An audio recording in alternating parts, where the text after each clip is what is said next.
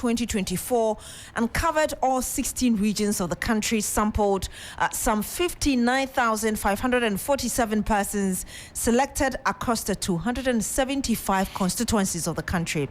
Now, per the findings, the NDC is the most popular political party with 38.8% of respondents indicating their support. The governing New Patriotic Party, NPP, follows closely with 34.5%. Now, Alfred, a significant portion of the electorate, 23.1%, remains undecided, potentially making them a crucial factor in the final outcome. Smaller parties collectively hold a marginal 3.6% of voter support.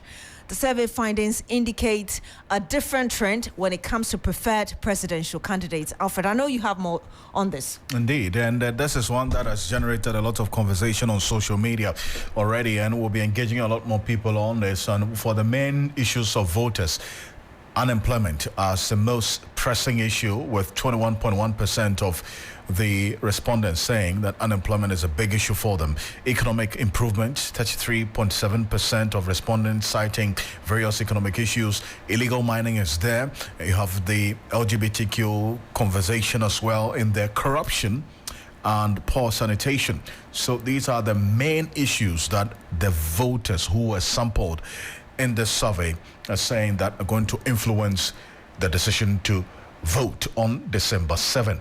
And if you recall, there's a similar poll by Global Info Analytics that's also captured or surveyed the issues that would influence voter choices, and the economy. The economic situation was number one. Yes. You know, the bread and butter issues as well as corruption coming through second, and then also the issues about sanitation and illegal mining. So you see a number of these factors playing out as well in what Professor Smatsapong has done. And it's also interesting to find that competence tops the list with 50.3%, indicating it as their primary consideration. It's telling you the change in the voting patterns, because if you talk to political analysts, they tell you what kind of patterns Ghanaians normally follow. But if you're having 50.3% considering competence, it means that people are becoming more literate, really, politically, when they vote. But you see, there's an aspect of the survey which we're hoping to get through to Professor Smatsapong shortly to help us with some more understanding. Because the survey says the NDC is the most popular political party. So top of the mind awareness that if you ask them, they say it's the NDC they want to vote for.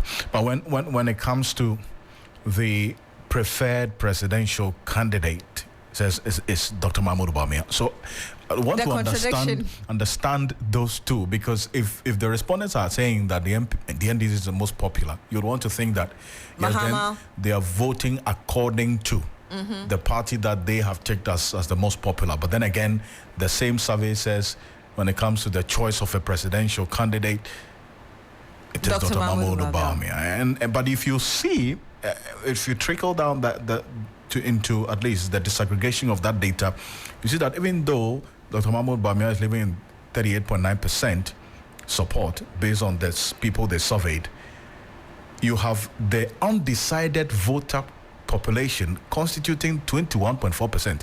Those who say that at this moment they have not decided on who to vote for, or they are not going to disclose who they are voting for.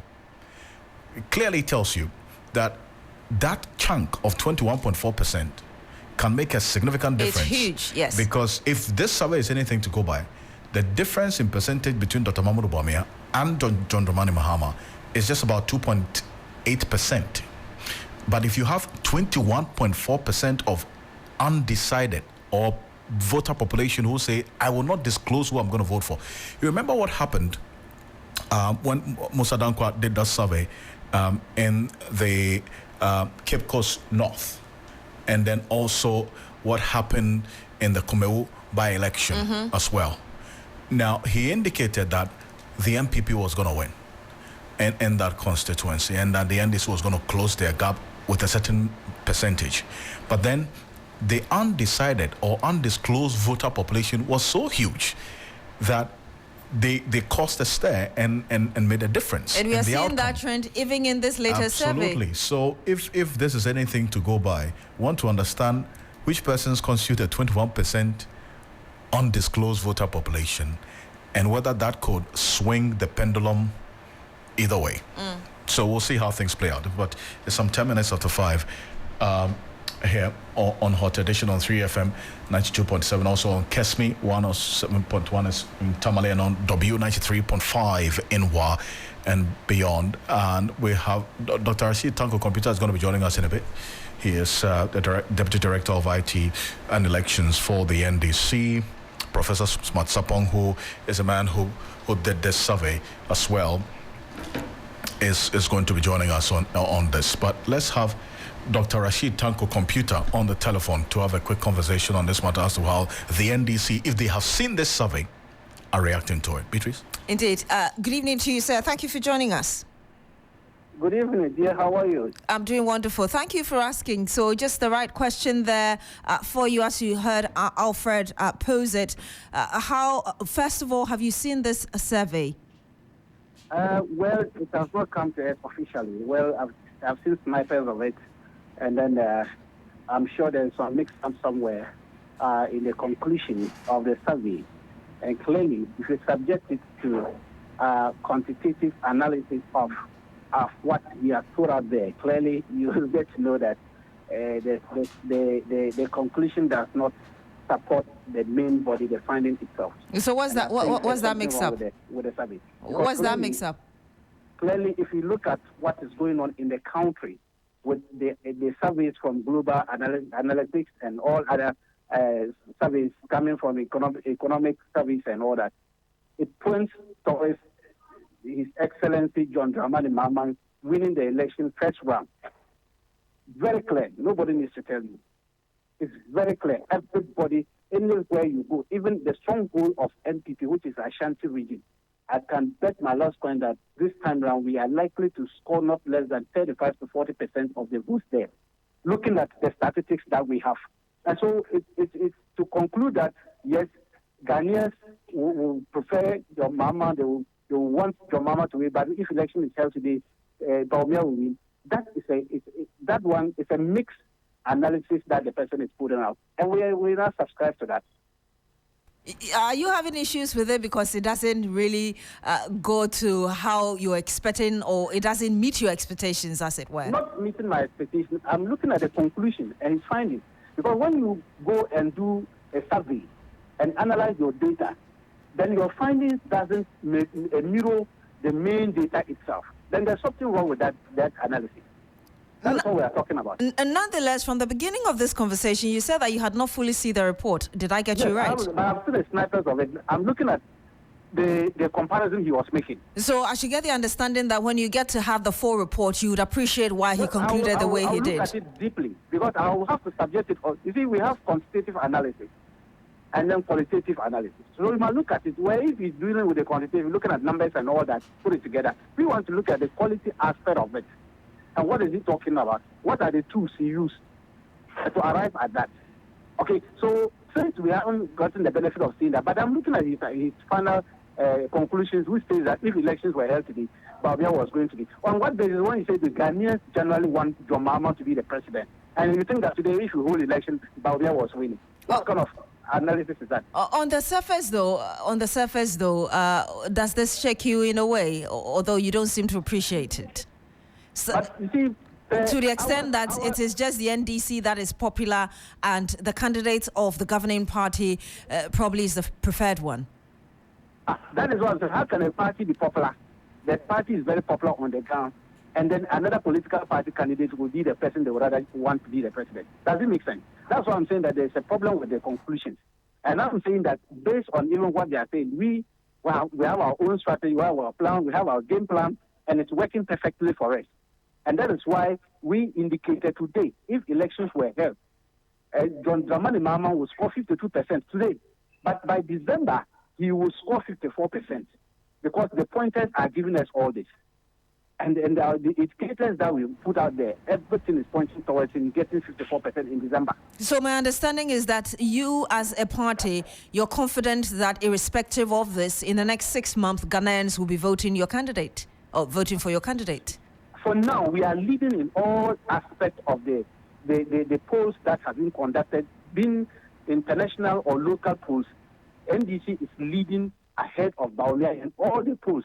In terms of substance, if you look at substance, the messages that we put out there, Ghanaians are buying into our messages. They are getting along with His Excellency John Dramani Mahama. Nobody needs to tell you. It's very clear. It's succinct. Because we are not the type who will come and give you freebies. And then we send down and tell Ghanaians all manner of cook stories. So clearly we are on top of issues. And we are not bothered. We know what we are doing. And we are very, very clear in our mind that we are winning this election first round. And our candidates will win it without any difficulty whatsoever. We have worked for it. And we are going to win this election. We'll have to end it here. Thank you very much, Dr. Rashid Tanko Computer.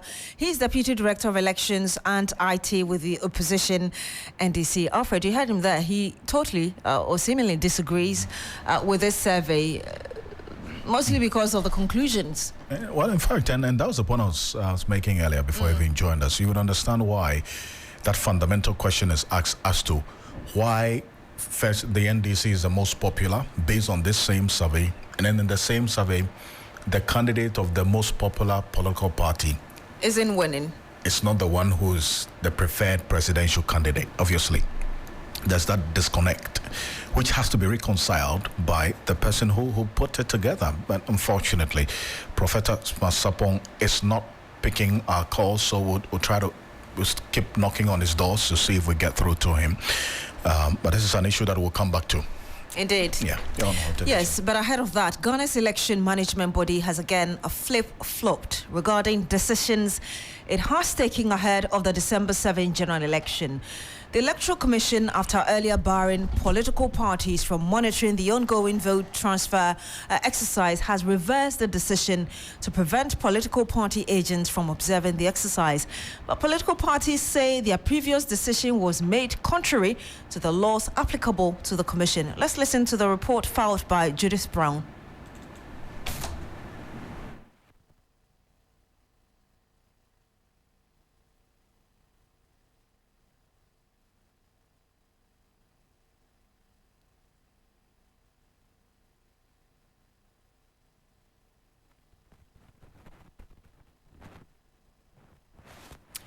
We'll bring you that report very shortly. But Alfred, I know there's some more for us here. Indeed. And while we are at this shortly, the National Union of Ghana Students, as NUGS, is urging the Electoral Commission to set up voter transfer centers on various university campuses. NUGS, in a statement on Wednesday, June 5, that's today, explained that the request was stated by the fact that a significant number of its members are currently pursuing their studies in various institutions across the country, far from their hometowns. The appeal follows a similar one by the NDC parliamentary candidate for the Ayawaso West Wuogon constituency, John Dumelo, for the Electoral Commission to establish centers on various campuses for students to transfer their votes ahead of the December 7 general elections. John Dumelo emphasized that students face significant challenges in traveling to the district offices to transfer their votes. Let's take a listen to him.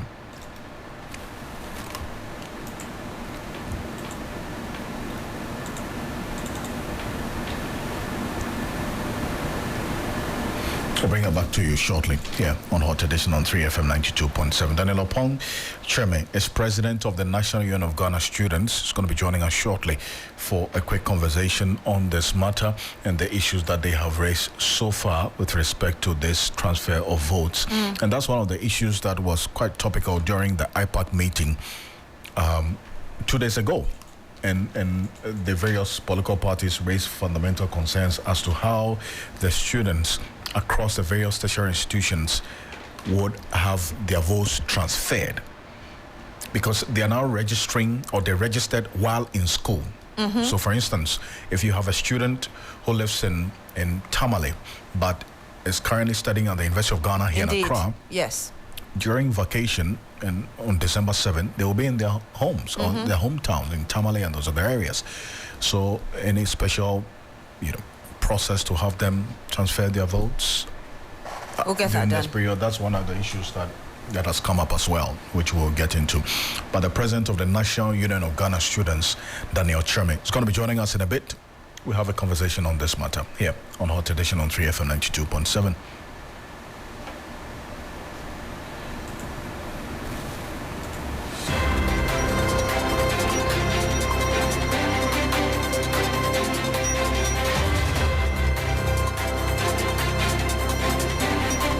Before we get to the president of the National Union of Ghana Students, we're getting some sad news coming through from the Western region. Beatrice, the death toll of the premix fuel explosion at Ingeresia in the Western region has risen to 6, following the death of 3 more victims. The deceased have been identified as Daniela Cornelius, 14 years old, Nuruddin Morrison, 24 years old, and Kojo Ejir, 55.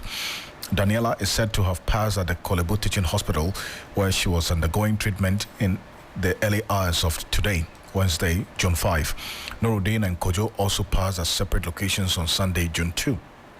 The Assemblyman, Gabriel Mensah, confirmed the news, saying that Daniela was scheduled to undergo a surgery, but the process delayed due to lack of funds. They didn't have money to do that. And the Assemblyman is quoted as saying they needed the money for the surgery, but they could not help because all donations made have been exhausted. They still have 2 more victims at Efian Konta who are to be transferred to a bigger facility, but they have no money to facilitate that transfer, he told our sister station, Connect FM, in Takrade. Obviously, Connect FM with us here at Media General. Yes. And it's one that they've been keeping tabs on. The chief of Ingeresia, Nana Doko Ajiman III, added Kojo Ejiri, a fisherman, was relocated to a herbal medicine center at Mori in the Central Region. He opted to be discharged from the Efian Kwanta Hospital with assistance from family and friends. And he rather wanted to be treated at this herbal center. And unfortunately, he died a few days after the transfer to that herbal medicine center. But as for Nuruddin Morrison, he was transferred from the St. Benedict Hospital, but all the bigger facilities,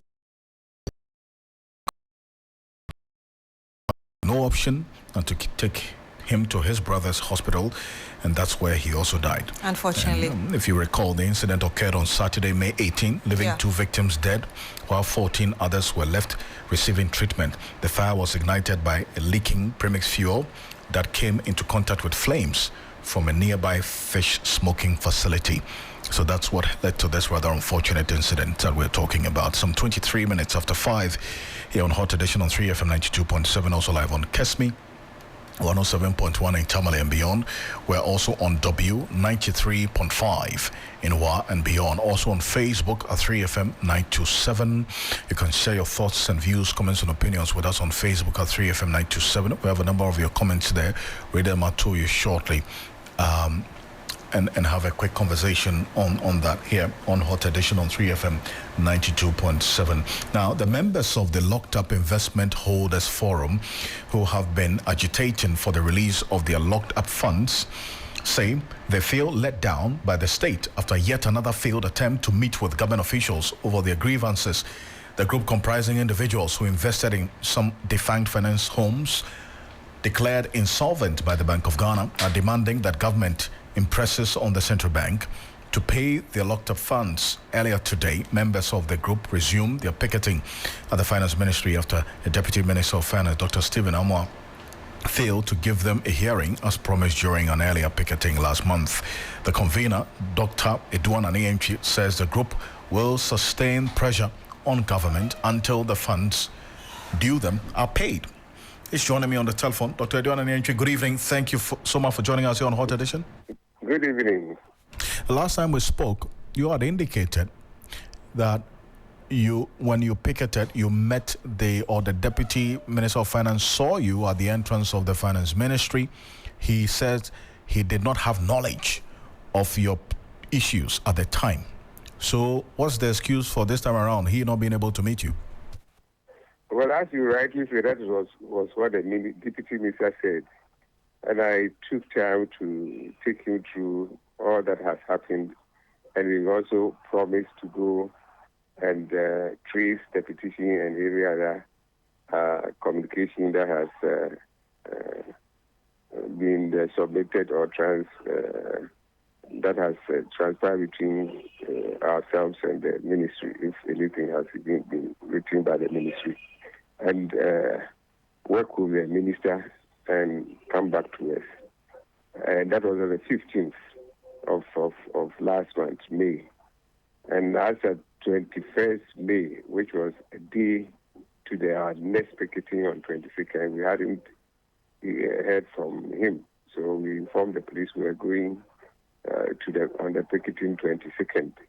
After we have informed the information, it was later in the afternoon that he called me to say they have planned to meet with us, but he's traveling, and I should allow him to travel and come back on the 27th May to have the meeting with us. So we considered that and agreed that we would not picket on that 22nd, which was the following day.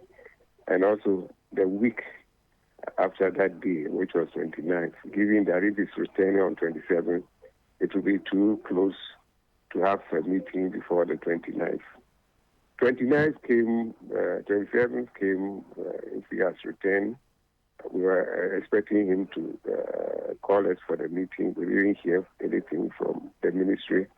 So last Thursday, I sent a text message, one WhatsApp, one SMS to him, advising that we are still waiting to be called for the meeting and that the meeting should be held before today so that we can determine whether today's picketing will be happening or not. But we didn't hear anything from the ministry. And so today we have to resume the picketing. I see. Now, that's clearly a failure based on the promise that you were giving. So, in the resumption of the picketing, then what? Has there been any responses from the ministry as yet? Well, after we have closed the picketing, we have always informed the police that the picketing hours will be up to 12 noon. So at 12 noon, we brought the picketing to our end, and just as we were leaving the place, many people had left, but I was still around granting interviews to the press when my attention was drawn that I was needed inside for a meeting and that I should come with one other person, but I went with two other persons.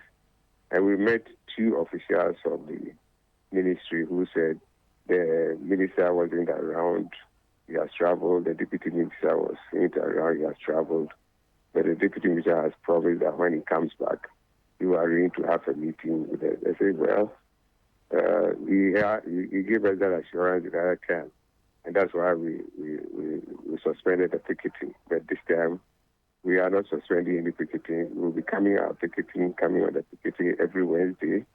If at any time they call us and it's what would happen would warrant a suspension of a particular picketing for a particular week, we will work on that. Otherwise, our plan is that every Wednesday we are picketing. So they should be expecting as next Wednesday, unless something happens that would call for concrete has happened between now and Tuesday.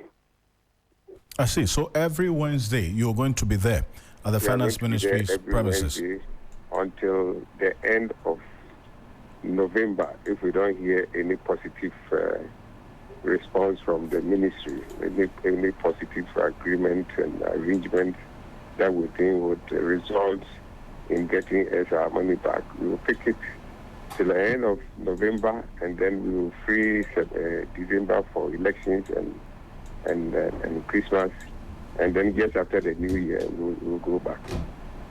Oh, it's one that we'll follow quite closely, Dr. Anenchi. Thank you. But before I let you go, how are your members coping? I mean, and give us the composition of your members. Who are these people? Well, you see, our members are comprised of both the elderly and the young ones. But believe you me, the young people are not saving. The elder people, savings and investment in this country is done when people are entering into their 50s and 60s, then they realize that something is going to happen. So they should save. So ordinarily, the young ones do not save as should be expected. So many of the investment holders are the elderly ones, those who are nearing their 50s, 60s when they started investment, because they see that the end time is coming closer for you to end working and to depend on your savings.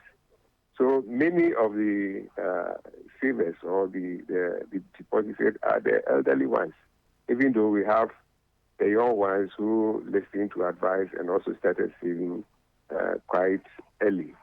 And so that is how the composition is. So a lot of them are the 60s and those getting to their 60s, their 70s, and that is where the challenge is, that these people needed their funds to take care of themselves when they are on retirement. And if for 4 years your only source of income is your investment income and it's not coming, there you will see the trouble that the elderly ones especially are going through, and people who are also sick and very weak. Dana Enchi, thank you so much for your time on this. Thank you too. Dr. Edu Anani is the convener of the Locked Up Investment Holders Forum. And there, let's go back to earlier story. The National Union of Ghana students asking that some transfer centers be established at the various universities across the country. Yes, NUX is urging the Electoral Commission to set up voter transfer centers on various university campuses, and it comes after another call by John Domelo, who is the NDC's parliamentary candidate for the Ayawaso West Wogon constituency here in Accra. We're joined on the line now by Daniel Opon Treme. He's president of the National Union of Ghana Students, NUX. Good evening to you, sir. Thank you for joining us. Good evening. I'm grateful. Has NUX officially petitioned the Electoral Commission on this concern? Yes, please. First of all, I want to greet all Ghanaians listening to this interview. I think in the early hours of yesterday, we sent a petition to the Electoral Commissioner on our itemized war issues that we feel should be addressed in the letter that you have now. And have you heard anything so far? I know it's just some hours after you sent this letter. Yeah, I've not had a feedback yet, but God willing, tomorrow early in the morning, I'll be in Accra to enter the office to have an engagement with the officers of the Electoral Commission, and then we know how we can expedite plans to solve the challenge and the issues we are facing at our end as students of the country. But give us a picture, really, of how many students you project would like to participate in the December 7 election across the country. All right, so our university feasibility test, we have 500,000 plus students in our university. And one thing that's pushing us to even do this is that after having engagement with all our leaders across the various universities, what they are saying is that there should be provisions, looking at the challenges our students are facing. Students who are coming way from BC in the Upper East region, whose schools in K University, similar with other students from other jurisdictions that's very far. At the point, if you ask them to travel home, getting funds to even transport themselves to their respective locations is going to be very problematic.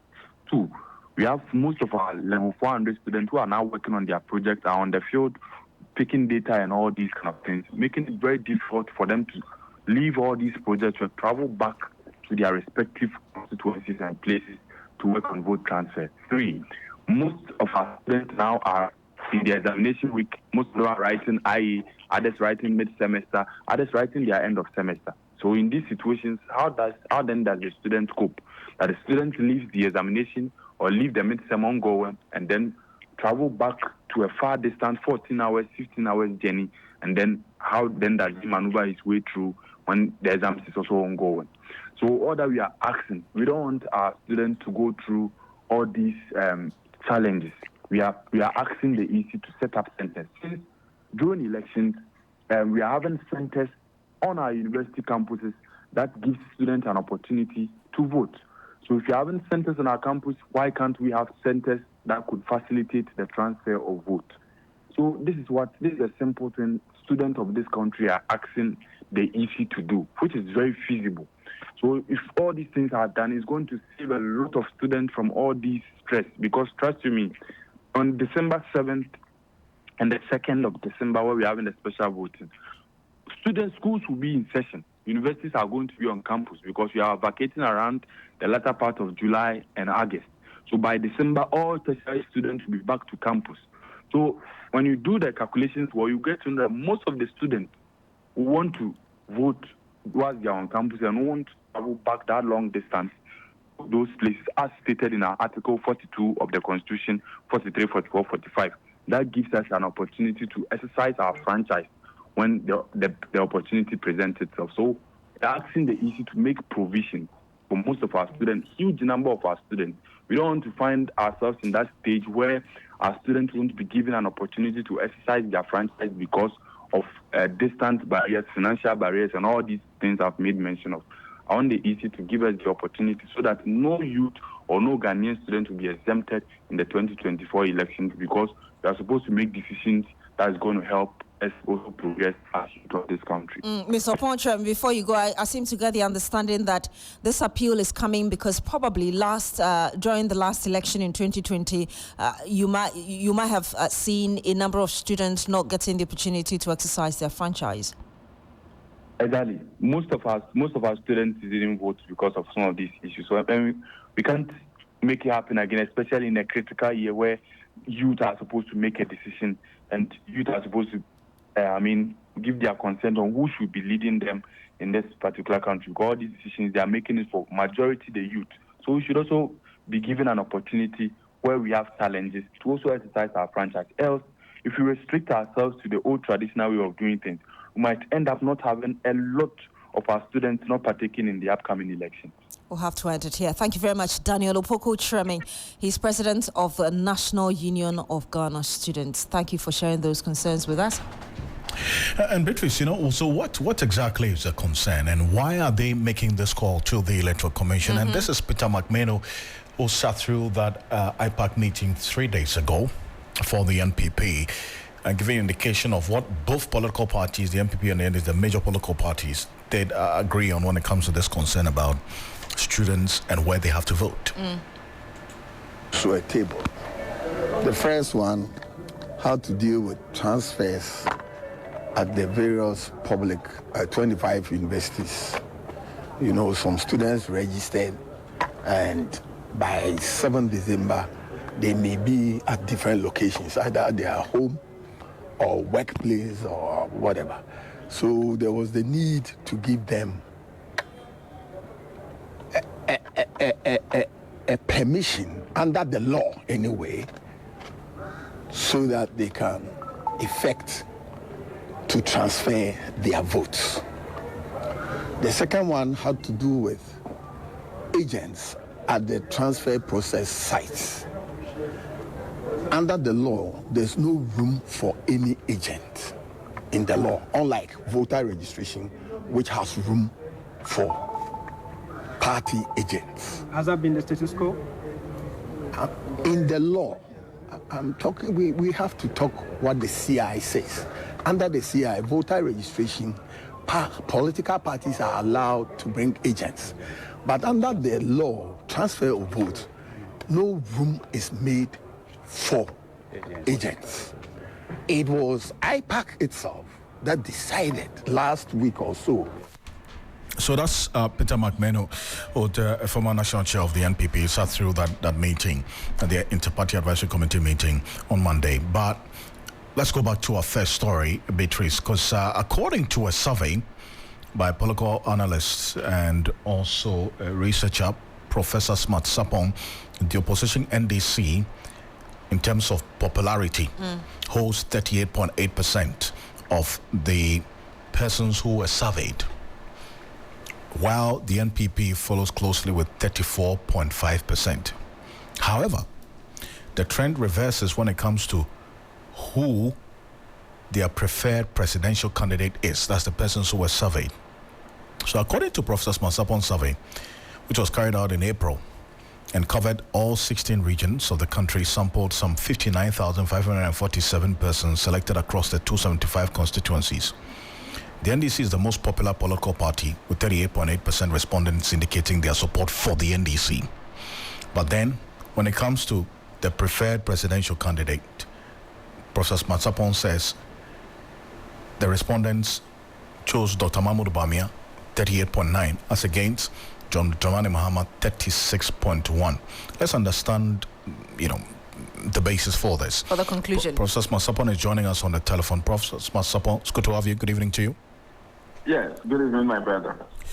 Thank you so much for connecting with us. First of all, let's understand this. You surveyed almost 60,000 people across the 275 constituencies, 16 regions. They say the NDC is the most popular political party, about 38.8%, but then they do not prefer the presidential candidate of the most popular party to be the one they would choose. How is that? Very good evening to your good self. Good evening to our cherished listeners. Thanks for having me. So the issue is not quite new, only that no research has established that. Sadly, though surprised, there are a lot of in Ghana to show that the expectation that two people from the same household must go together, and that if this one gets one, the other gets one, or this one gets 10. Professor Masapon, I'm losing you. If you could reposition. That's fine. Can you please hear me? Yeah, I can hear you. Yeah, sorry about that. So what I'm saying is that this position is supported by the fact that it is not automatic, and it has not been automatic since we started voting in 1992, that when two people, parliamentary candidates and presidential candidates from the same ticket are going, what one gets is the same as what the other gets. In fact, it gets to the point where the person's popularity may have to differ. So personally, I find this quite interesting and timely wake-up call, so that the political party would help the flag bearer they are promoting to come to the level where they move together. Even though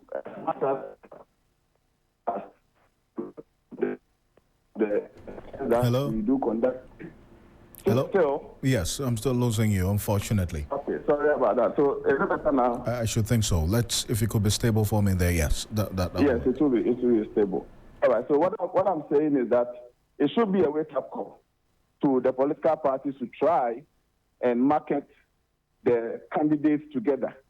What I'm suspecting is accounting for this variation will be a possibility of the party at the constituency level or the party at the base concentrating on their local publicity or selling of their parliamentary candidates as against selling the presidential candidate along with the parliamentary candidate. Because the party's face at the constituency level where data was taken is usually the PC or the constituency executives over there.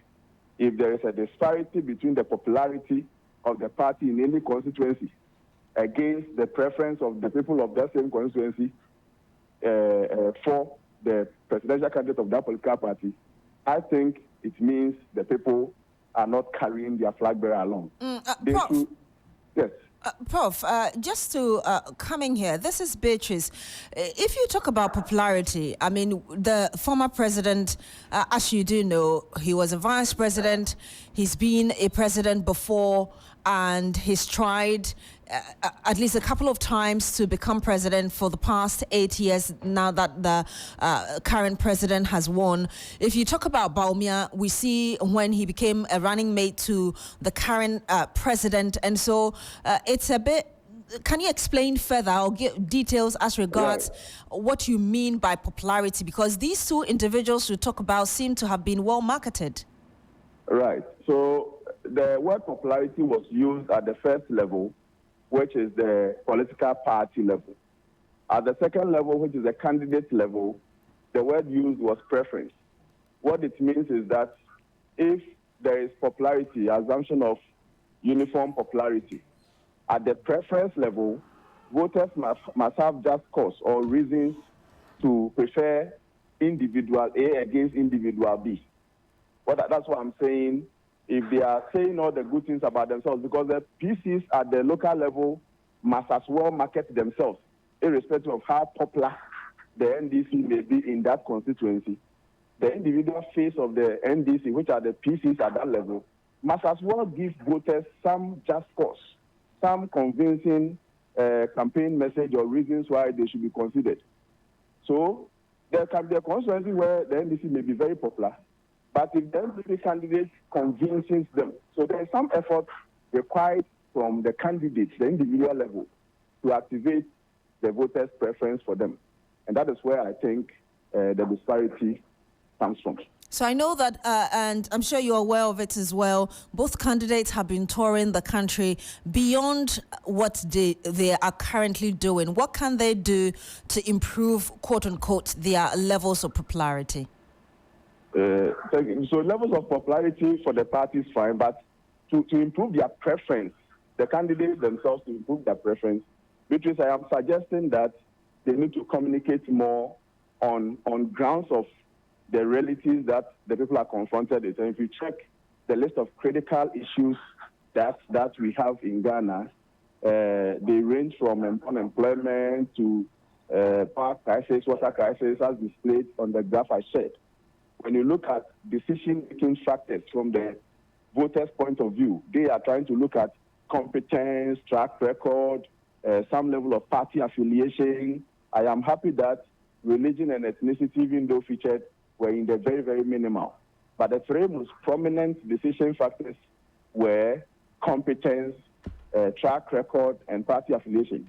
If they combine these two, reality with the critical issues of the people, and a demonstration of extreme competence and ability to face those challenges head-on, those two are going to be a combined effect that will give them, the voters, that conviction that we should go for person A or person B. They should improve on that, and these are early days yet, and we hope things will be better. But, I mean, from a sample of 60,000, nearly 60,000, sub-sample population, I think this is a very stable finding that is worth implementing to inure to the benefit of the political party. The NDC seems to disagree with you. In fact, we spoke to the Deputy Director of Elections and IT, who said that he doesn't think that what you've put out is accurate because per all the surveys that have come out and their own data gathering, as it were, on the ground, what you're saying seems to be alien. Is it the popularity that is alien or the preference of the two candidates? The preference, the fact that how possible that a party would be more popular and the voters will prefer the candidate of a different party. Of a party, yeah. So I think practically what they may have to avert themselves with is the data that usually come from the elections that we do hold. Sometimes you see PCs getting more than presidential candidates of the same party. I think they shouldn't be too worried, see it as strange, because it does happen in reality. What I think they should do as a party is to try very well to bridge that gap, because it is still early days yet. They can bridge that gap. I think the joy tomorrow will be that, now the level of popularity of the party, or maybe the level of popularity of the candidate has surpassed even the level of popularity of the party and all those things. We all hope for a better tomorrow. So this is a very friendly, free advice born out of research, grassroots data collection. I can give them GPS location of points where data were collected. I have over 70% of my respondents who willfully gave their telephone contacts. I mean, everything is transparent. I have populated the sample units and how my sample size I took from every sample unit and all those things. I am a teacher, very transparent, willing to even furnish people who need constituency level analysis, just to promote the democracy that we say we do, just to make sure our conversation focus around issues and not expectations, some of them which may be wild or may be coming from self-conviction other than independent researchers' point of view. So we are all contributing. I don't think they should throw it away unless they are too convinced that what internally they know is a fact. I see. But there's one other point, Professor Sapong, before I let you go, that even though you say that the 38.9% of the respondents declare support for Dr. Mahmoud Bawumia as against 36.1% for John Mahama, I see the undisclosed voter population, 21.4%. Those respondents who said, well, we know who to vote for, but then again, we're not going to tell you. That's 21% is enough to swing the pendulum to a different direction. Exactly. From what you're talking about. Exactly. So that's what I'm saying. So what it means is that you just do more and you may even surpass. You can get more share of this 21% who appear undecided as at 30th of April 2024. All right. But just say our research finds something different and so this one, that's fine. It's always good that you seek a third opinion, even if you are sure of your first opinion. Sometimes we have come to terms with national security reports, other reports that usually turn out not to be true. And personally, Alfred, you know that the consistency is there in respect of the grassroots research that from time to time we do. So, yeah, it's a fair advice. I wish they take and they work towards it. I see. But would you say, based on research analysis, that 21% for an undisclosed or undecided voter population in a survey, that's huge. And if that can affect the fundamental outcome of a particular aspect of the survey, then that's concerning, is it not? Yeah. So what it is that this is a baseline survey. Around this time, voters are waiting to hear more from aspirants, both presidential and parliamentary candidates. So perhaps they are waiting to decide based on the messages that will come and how convinced they will be by those messages. So in literature, this is allowed. If you ask any researcher consistent with elections research, he will tell you baseline surveys usually have a lot of undecided people. So 21% is fine for me. It is consistent with literature. What we are looking for is that before we get to November, we should have that reduced to the acceptable range, 6% to 9%. What that means is that even as at December 6th, you are still expected to have some 6 to 9% people undecided. Either they simply won't turn out to vote based on maybe religious or some sacramental or whatever reasons, or perhaps simply won't be available to vote, so they will remain undecided. Mind you, not all persons on the voter register do turn out to vote. Even aside those who may not be alive and those things, people may be alive, but they will still decide not to vote. So consistently with literature, it is allowed that between 6 to 9% will remain undecided, even up to the day of voting. In fact, there can be people who will even go to the booth before they decide. So that is allowed.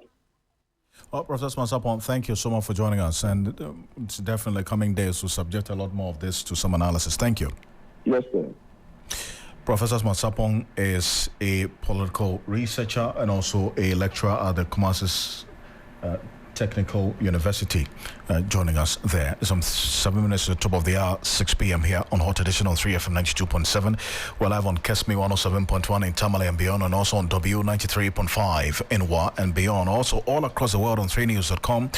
We're live as well on Facebook at 3FM 927. Going to go for this quick break. When we're back, there's an issue that we'll get into before the business news. Stay with us. So cool. Ready, set, go! Calling all vendors, parents, guardians, expectant mothers and fathers. The 3FM Baby Fair is back. 3FM 92.7 presents the 3FM Baby Fair 2024. Your one-stop shop for all childcare products, clothes, toys, and child development products for 3 exciting days on Friday the 14th, Saturday the 15th, and Sunday the 16th of June 2024 at the Marina Mall Airport City, Accra. Are you a vendor or dealer in children products or services, children educational materials, or anything related to children of all ages? Then you need to be at the 92.7 3FM Baby Fair. To be a part of the fair and exhibit your product and services, please call 0531 100 927 and 0532 200 927 right now. Parents, make it a family affair at the 3FM Baby Fair with fun photo booths for family shoots, kids arena for the kids to have fun, and so much excitement. 3FM Baby Fair on the 14th June, 15th June, and 16th June 2024 at Marina Mall Airport City, Accra. 3FM Baby Fairs powered by 3FM, supported by TV3 and Marina Mall. 3FM 92.7, your urban lifestyle radio. 3FM Baby Fairs proudly sponsored by The First Bank Ghana, Cousins Baby, and Fidelity Bank.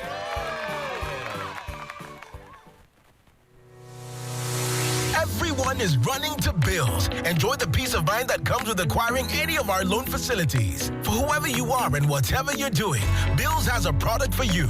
No susu, no deposits. All you need is your Ghana card. Call 0302-200-390 or 0596-928-33 today and live a bill-free life. Bills Microcredit is licensed by the Bank of Ghana. Bills, financing your needs. Terms and conditions apply.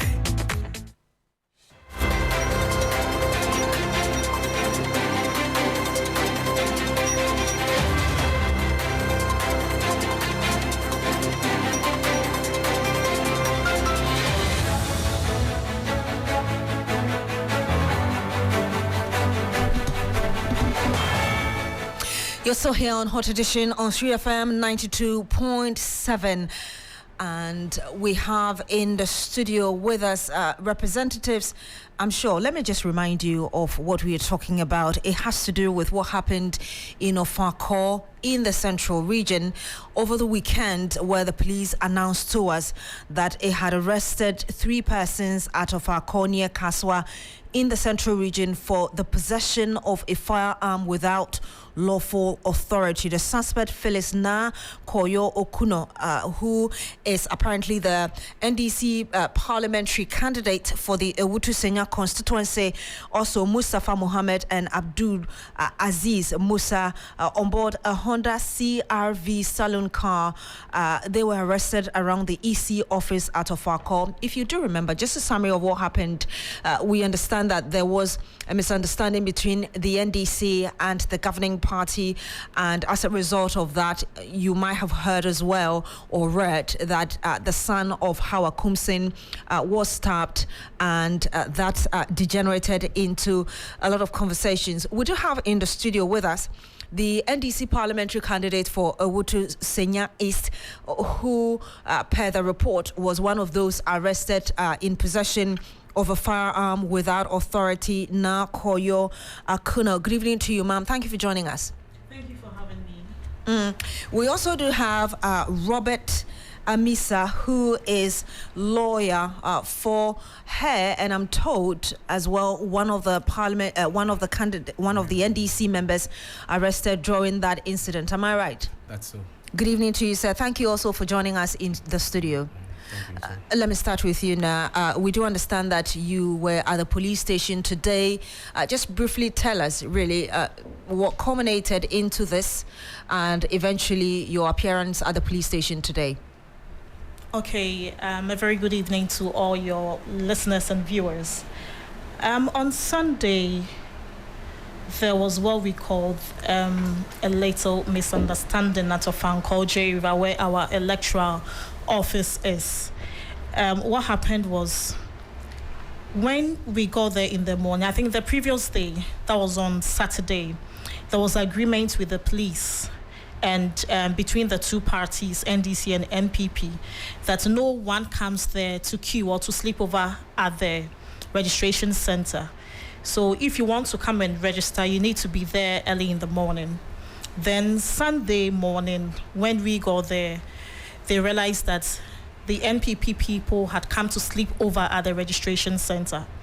So one of our executives asked, but this is not what we agreed with the police commander, the regional commander, the district commander, and the divisional commander. So lo and behold, about 30 hoodlums, land guards, thugs, pounced on the guy and started beating him. In fact, as we speak, the victim is in the hospital. He has head injury, and the unfortunate thing is he was arrested on Sunday when the incident happened. He's had this head injury, and we don't even know how intense the injury is, whether he's going to get internal bleeding or not. He has this spine pain as well and tummy pain. So let's go into your issue, which is why you're here. The report suggests that you were arrested by the police in possession of a firearm. Okay, I was not arrested by the police, and the firearm I have is legally registered and licensed. So you're confirming that it's yours? Yes, it is mine. I have every right to own a firearm legally. And when I say legally, because it is registered and it is licensed. And if it is licensed, it is legal because per the laws, we have to license our arms. And I didn't license it in any other jurisdiction than my own jurisdiction. Any reason you took that to an election ground? No, I'm a parliamentary candidate. And when you look at the history of Awutu Senya East constituency and playing back 2020, 2019 into the 2020 elections, you all know, or you can all attest to the fact that I was attacked several times, about 4 times by Hawakumson at gunpoint. And even on the day of election, 7th December 2020, I was attacked right after voting at my polling center. So you went there with a loaded gun to protect yourself. That's what you're claiming? I always carry a gun along because I'm the best person to protect myself. Since 2020, the police haven't made any arrest on those who attacked me. Since 2020, the police hasn't even investigated those who attacked me. And since 2020, the police hasn't given me any form of security until now. So you're claiming that you went there with a loaded gun to protect yourself because your assumption is that the police would not have been there to protect you if there was anything that went wrong? The nature of my job, I always carry a gun around to secure myself. I will come to you, Mr. Misa, who is representing Madam Na Koyo. But briefly, can you tell us, ma'am, what the interaction that transpired at the police station today? Okay, so we were there as early as 9:30. But when we got there, the police says that they want to deal with the victim, who is Usman, who's been assaulted on the head and at the back. So we went there to try to secure bail for him, because since he's been injured, he's been in handcuffs, he's been in and out of the hospital 2 cells. So last night, he was rushed to the police hospital. Is it 2 nights ago? He was rushed to the police hospital. I think he passed out in cells. So he was rushed to the police hospital. And then this morning, we had to come to the police headquarters because he was brought to the police headquarters so that we could see if we could grant him bail this morning. Mr. Roberta Misa, you're representing Madam Koyo. What exactly? You're suing the police, or what exactly? Well, before I come to it, let me clarify this. When we talk about her having a firearm, it's not that she had it on her person. It was in her vehicle, and she didn't carry it to the registration or electoral ground. But sir, you just heard her that yes. She went there because she went with it because she wanted to protect herself with it. I'm not contradicting her. What I'm saying is that they found the gun in her vehicle. It's not that she had it on her person. That needs to be clarified. But what it means is that if something had gone wrong, she would have gone to the car to pick her gun to protect herself. Why wouldn't she protect herself? Well, I'm just telling you, in other words, what that means, carrying a loaded vehicle, a loaded gun with her. I'm saying that rhetorically. She would have to carry a gun to protect herself, because we had a discussion with the police and they assured us that they were going to give her 24-hour protection. Just after one night, they withdrew that protection. We can't allow her to be in such a vulnerable state. She has survived 4. Who can tell if she's not going to survive the 5th one? You don't think that she carrying the gun probably was also endangering other people's lives? No. If that was the situation, the police would not have registered the gun for her. So let me ask you why. I was asking earlier, you say you're representing her. Have you sued the police or anything of a sort? Why? Well, from our last discussion that we had with the police at the national headquarters, they told us frankly that they are not inclined to give police inquiry bail, and they would want to place Osman before court tomorrow. We welcome that. We think he has not been treated fairly at all, because obviously he's the victim. He's, as we speak, from Sunday when they arrested him till now, he is still in bandage on the head. He has cigarette burns on his back. He has clear scars. And as it stands now, it's obvious that he was a victim. As it stands now, nobody has been arrested. He has made the names of those who attacked him available to the police. Is he the one you're representing as well? Yes, he's the one I'm representing. And yet, nobody has been arrested. On Sunday, when the Director General of Operations, in the person of Commissioner Suraj, showed up, he said that the ultimate objective of the police is to de-escalate the tension. In de-escalating the tension, this is the situation we have on our hands, where someone obviously has been wounded on the head, several marks on his skin to show that yes, he has been brutalized, and yet he's the one in custody. So we are wrapping up our conversation. What is next for you, really, and your expectations? We are looking forward to meeting the police in court tomorrow, and we'll take it from there. We'll have to end it here. Thank you so much, lawyer Robert Emisa, as well as Awutu Senya East parliamentary candidate for the opposition NDC, Na Koyo Akuno. Thank you both for joining us in the studio. You're still here on Hot Edition. Coming up shortly is Business News. Don't go away.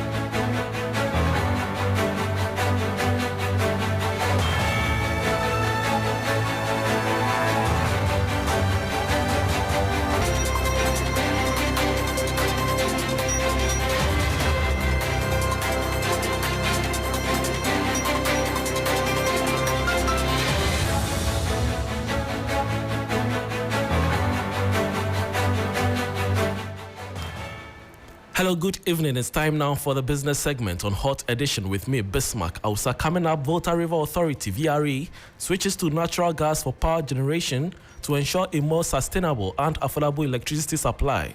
We will bring you details.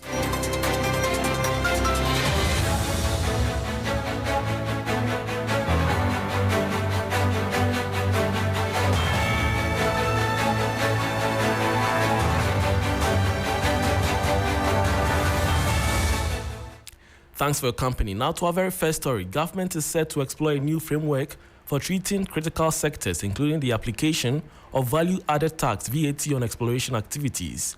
According to the sector ministry, this initiative aims to develop a more effective and supportive VAT policy to enhance the operational environment for the exploration sector. Speaking at the 17th edition of the West African Mining and Power Conference and Exhibition, the Minister for Lands and Natural Resources, Samuel Abujinapo, stressed the government's commitment to creating a conducive environment for key businesses in the country. Recognizing the importance of exploration as the lifeblood of mining, we are promoting investment in exploration to uncover new mineral reserves and sustain the long-term viability of our mining industry. We are, for example, working with the Ghana Revenue Authority and the Ghana Chamber of Mines under the guidance of government's economic management team to explore the best framework for treating critical inputs such as value-added tax, VAT, on exploration.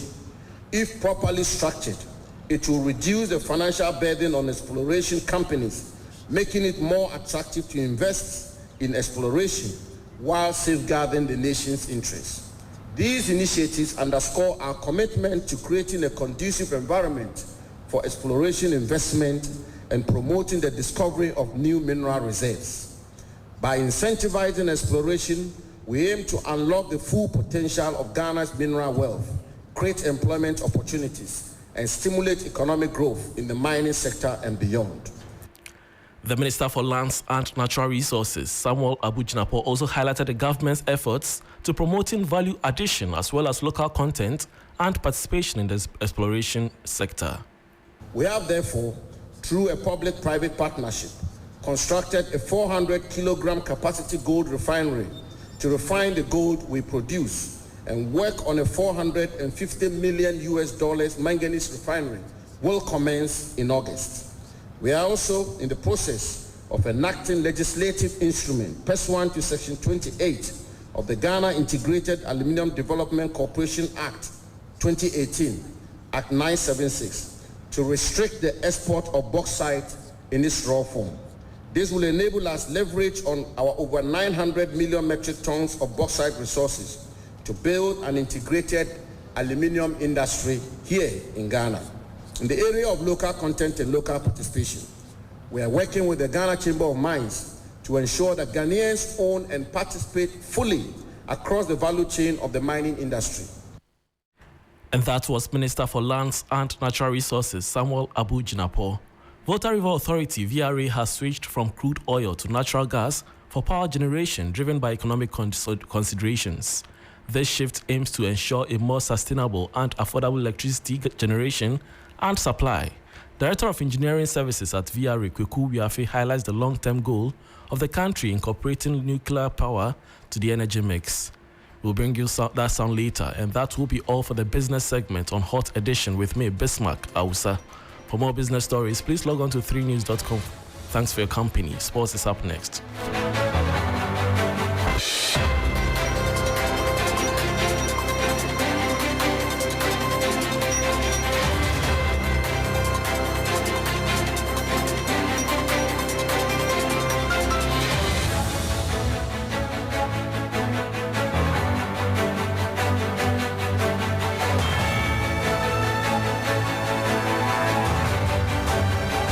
Well, let's get into the latest in the world of sports, and beginning from the camp of the senior national team, the Black Stars of Ghana, and they would be playing against the Eagles of Mali tomorrow at 7 p.m. Well, my colleague Belishen is present at the stadium where the game will be played and has come through with this report as the teams finalize their mandatory formalities before the game on Thursday.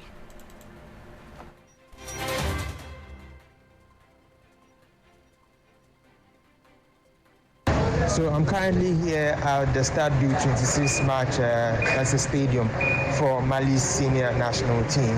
And currently the Mali team are training, having their last training session ahead of that crucial World Cup qualifier against Ghana. And the press room is being set up for the home team, that is Mali's head coach, to come and speak first.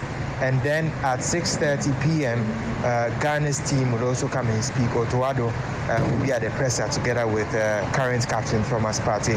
They'll be addressing the press ahead of that game. And then right after that, at 7 p.m., Team Ghana will have their last training session right here at the stadium on the pitch to have a feel of the pitch and how it looks like, ahead of that crucial World Cup qualifier game. Now, after that training session, they're expected to go back to their hotel, the Radisson Collection Hotel, to rest and recuperate for Thursday. And the game is expected to happen at 7 p.m. on Thursday at the Stade du 26 match. So we are currently waiting for Mali's head coach to come in and speak, and then Ghana's head coach to come in and speak with Partey, and then Ghana will have their training session and go back to their hotel to rest. So that is from my colleague Belishan there in Bamako. He will be giving us a lot of updates later on. Kickoff for the matches at 7 p.m. on Thursday. Now, Ghana is in Group I, where earlier the Central African Republic defeated Chad 1-0 by virtue of this result. This is how the table looks like in Group I. Comoros have 6 points, Mali 4 points, Central African Republic, they lie third with 4 points, and Madagascar have 3 points, Ghana with 3 points, and Chad at the base of the table with 0 points. Now moving away to Ghana's female under-20 national team, the Black Princesses, and they have been drawn into a challenging group for the 2024 under-20 FIFA Women's World Cup set to take place in Colombia. Ghana will compete against formidable opponents Japan, New Zealand, and Austria in Group E. The Black Princesses are making their 7th consecutive appearance at the tournament, having first debuted in 2010. The FIFA Under-20 Women's World Cup is scheduled to take place from August 31 to September 22, 2024. Now, the Black Princess' preparation and recent form provides a beacon of hope for a successful campaign. They are coached by Yusuf Basigi, and earlier this year they won the 2023 African Games in Ghana. Now to the Ghana Premier League, and one outstanding game was played. It had to end in a goalless draw. Great Olympics against Dreams FC at the Accra Sports Stadium. Well, it's getting interesting. Olympics play against Accra Suffolk on Sunday in a grueling encounter as both sides seek to escape relegation. Now let's get into some news on Young Apostles Football Club, and the president of Young Apostles, Samuel Enimado, has been speaking about the club after their qualification into Ghana's top flight. He believes that it is going to get difficult for them to maintain the team, but to keep the team running, they would have to be supported by corporate Ghana. We know how it takes to be in the Premiership. We know it's not going to be easy, and we know that a lot of the companies are looking at us. They want to come to one of the most branded clubs, the most branded clubs in the Ghana League. So I know corporate Ghana is watching us, and when we come to them, they are going to support us financially, because it's time for us to have a financial muscle to survive. And we know that with the support of the corporate Ghana and our community, with the chiefs and people of Wenchi, we will survive. Okay. Message to the fans and the players. To the fans.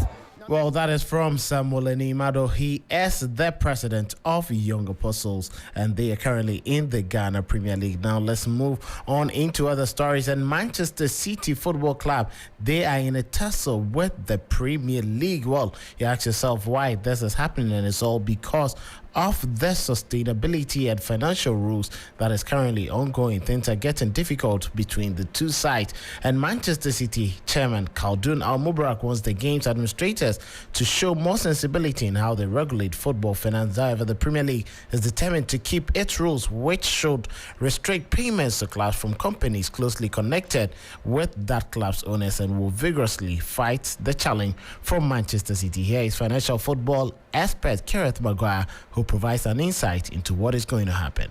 If a football club has a commercial contract with anybody directly or indirectly connected to the owners, then that has to be assessed by what we refer to as a fair market panel as to whether if I have a contract with my son for him to wash my car and he's charging me £10,000 a year, they might say, well, that looks a bit steep. So therefore they're going to do the same in respect of all contracts between football clubs. And the definition of an associated party is much broader than the historic one, which has operated in the Premier League. It's much broader than that of UEFA, and it's much broader than that of the accounting rules. So therefore more people potentially can be caught in the net.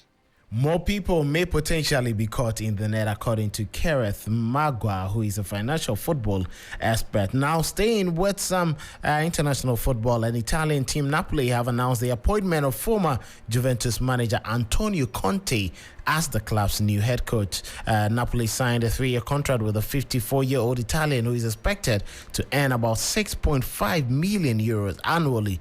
Conte, who previously coached Juventus and Inter, won the championship in Serie A on 4 occasions. Conte also won the Premier League title once with Chelsea. Let's finish off with some tennis news. And Jasmine Paolini reached the first ever Grand Slam semi-final of her career by defeating number 4 seed Elena Rybakina 6-2, 6-4, 6-4 at the French Open on Wednesday. The 12 seed Paolini, a 28-year-old from Italy, exited in the first or second round in each of her 16 Grand Slam appearances before making it to the 4th round of the Australian Open in January. Now she is going 2 steps further by eliminating the 2022 Wimbledon champion. A word from her. Oh, I don't know. I really try to fight every ball. It's tough to play against her. I played in Stuttgart, third set, 2 hours and a half. So I was a little bit prepared. I was, prepared what I should expect from this match. And I think it went very well. I had a little bit of, roller coaster in the second set of the motion, but I managed to come back, and to try to think point by point, and it went well, yeah. I was telling myself to accept that, because it's normal. It's tennis. It can happen to everybody, I think, or most of the players. Not everybody, but it's okay. She's a great champion, so it's normal. As normal, I mean, well, it's been a very, very difficult one for them. But Irina Sabalenka has become the second-seeded player to face an upset on Wednesday at the French Open quarterfinals, well, as she faced a 3-set defeat at the hands of Mira Andreeva. The Belarusian second seed faced a 7-6, 4-6, 4-6 defeat against Andreeva, setting up a semi-final clash against Jasmine Paolini of Italy, who defeated Elena Rybakina earlier. Well, later on, there would be the men's tennis. There is also one quarterfinal match that will be coming up in the next couple of minutes, and that is going to be between Alexander Zverev against Alex de Minaur. Casper Ruud has already progressed because of the injury to Novak Djokovic. There are some international football matches that will be coming up. France will be playing against Luxembourg. There are also other games that will be coming up. Belgium against Montenegro, and then Spain against Andorra. These games are coming up from 6:30 up till that is 7:30 kickoff times. But don't forget the World Cup qualifier between Tunisia and Equatorial Guinea for Group H would also be played later on. I'll be all for sports here on Hot Edition. My name is Kelvin Owusu-Antah. Beatrice continues.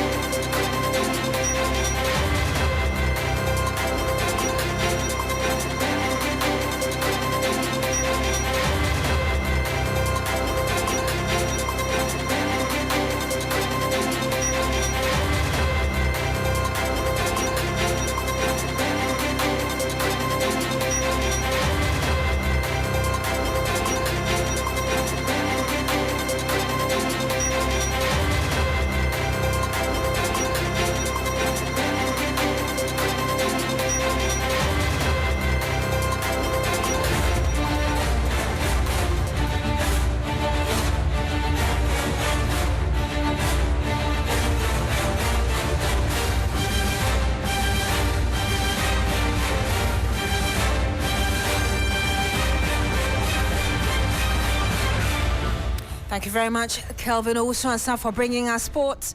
Welcome to Campaign Trail on Hot Edition.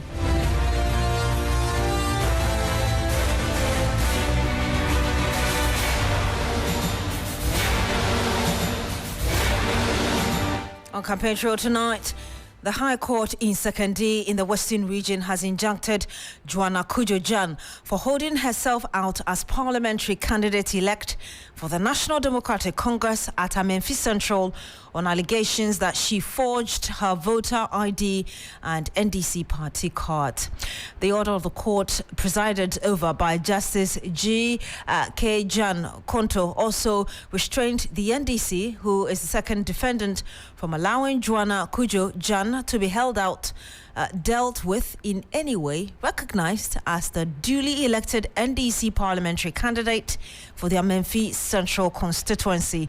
The order for an injunction, however, stated that the applicant shall file an undertaking to pay damages by way of compensation to the respondents if it turns out eventually that the applicants, in fact, are not entitled to the order of injunction as required.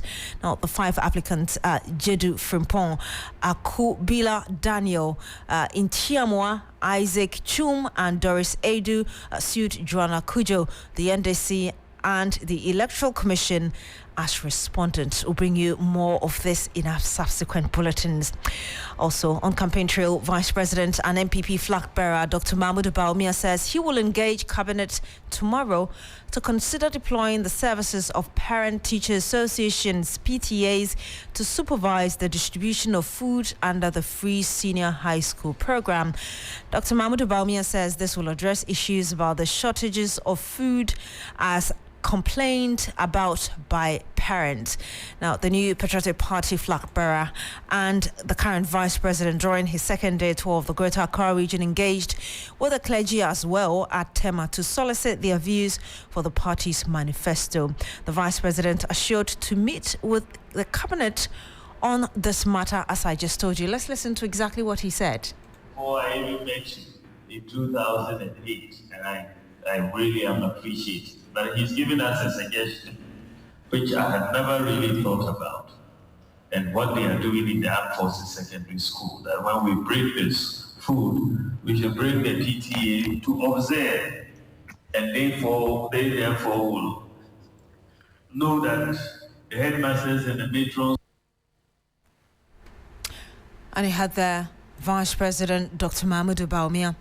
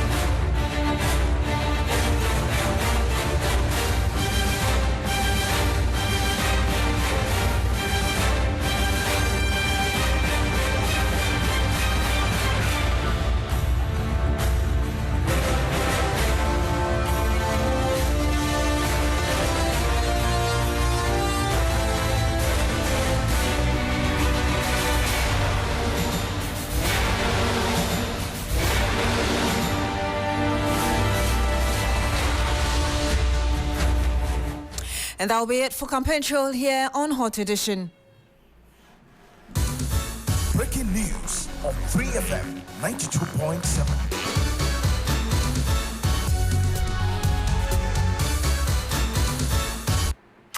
And you're still here on Hot Edition on 3FM at 92.7. We understand that there is fire at Old Fadama, popularly known as Sodom and Gomorrah. We do have on the line with us Alex Nate, who is with the fire service. Good evening to you, sir. Thank you very much for joining us. Can you tell us what's happening? So, as it stands now, there's a raging fire. The fire is still well alight.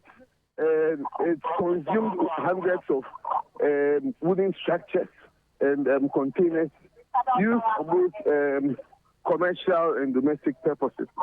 As it stands now, we're having a daunting task trying to put out the fire due to the kind of combustible materials these people have stored in these places, such as freezers, fridges, even air conditioners, and then gas cylinders. The fire is right under UCG heavy duty poles and the pylons, and so it's a very daunting situation. We've had a series of explosions coming from the electricity pole, and you know how difficult it is applying water to fire like this. So it's become a daunting task for our men, but we are on it, and until the fire is totally extinguished, we are not going anywhere. Sounds very dangerous, looking at all the elements around where the fire currently is. But I know it's early days yet. Is anybody injured? Have you identified anybody who is a victim of this so far? So far, we've not identified any injured person. We are still fighting the fire, but when we got here, we had to make sure that there was no injured person at the scene. So from my gatherings, we don't have any injured person yet, but once the fire is totally extinguished, we have a thorough investigation to be sure if truly no one got injured as a result of it. Because the fire spans a very long meters of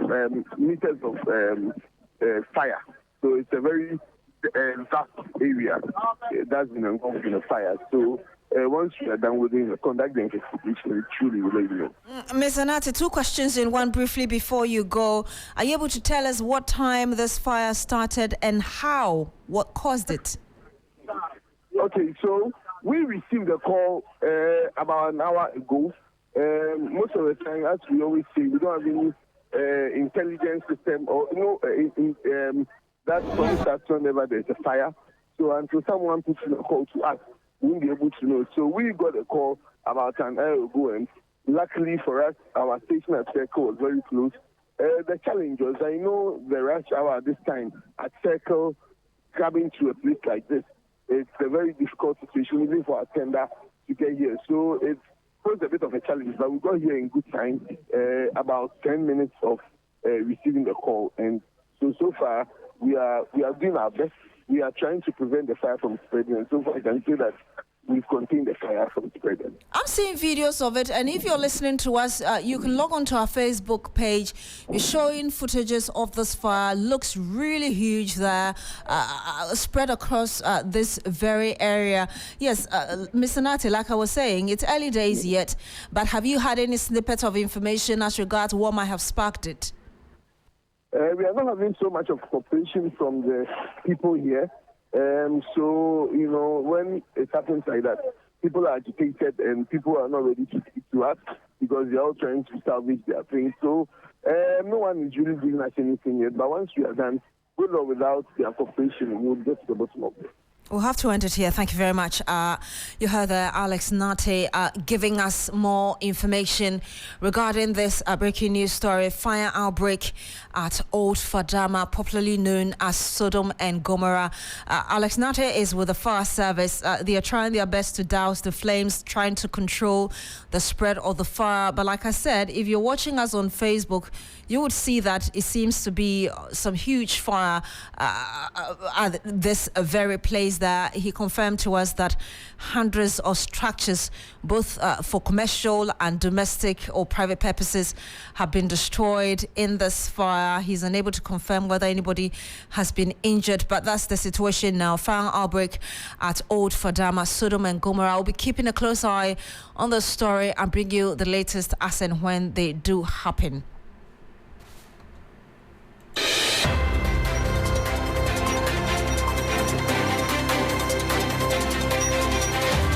And that's how we end Hot Edition here on 3FM 92.7. My name is Beatrice. Thank you very much for joining us today. I did this with Alfred Ocansey. Log on to 3news.com for more news. Have a good evening and do enjoy the rest of our programs.